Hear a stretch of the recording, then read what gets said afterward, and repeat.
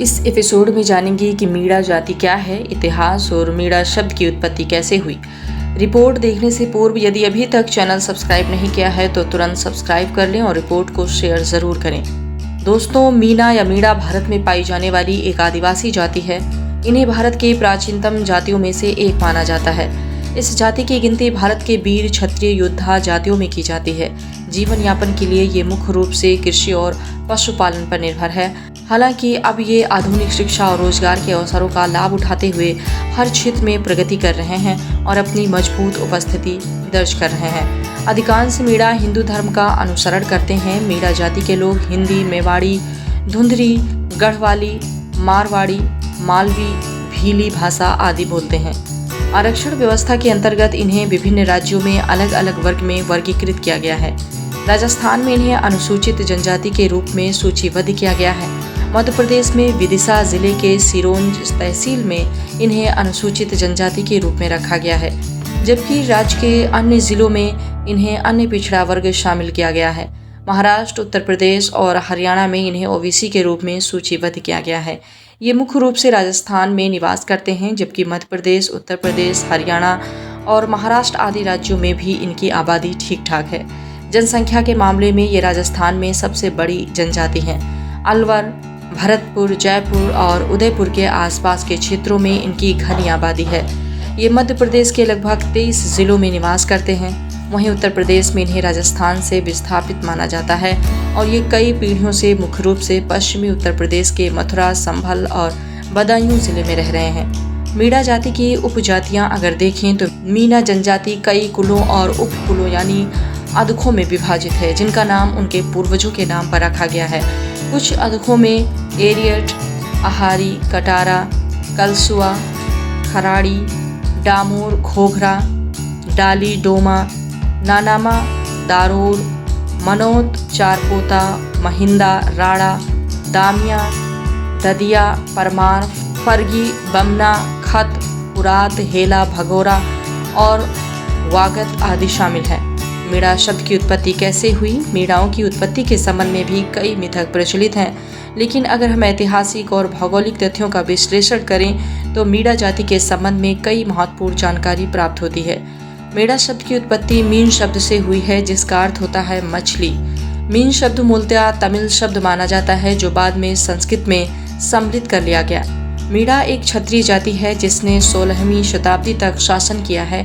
कभी ढूंढार और कभी हाड़ौती समेत पूरे पूर्वी राजस्थान में मीणाओं का आधिपत्य था और अजमेर, मेरवाड़ा में इनका वर्चस्व था। इतिहासकार प्रमोद कुमार के अनुसार यह संभावना है कि प्राचीन मत्स्य साम्राज्य में रहने वाली जनजातियों को मीन कहा जाता था, लेकिन ये निश्चित रूप से नहीं कहा जा सकता। राजस्थान के इतिहास में इस जाति का महत्वपूर्ण स्थान है। इन्होंने राजस्थान के कुछ स्थानों पर शासन किया था, लेकिन बाद में राजपूतों और मुस्लिम शासकों ने उन पर कब्जा कर लिया।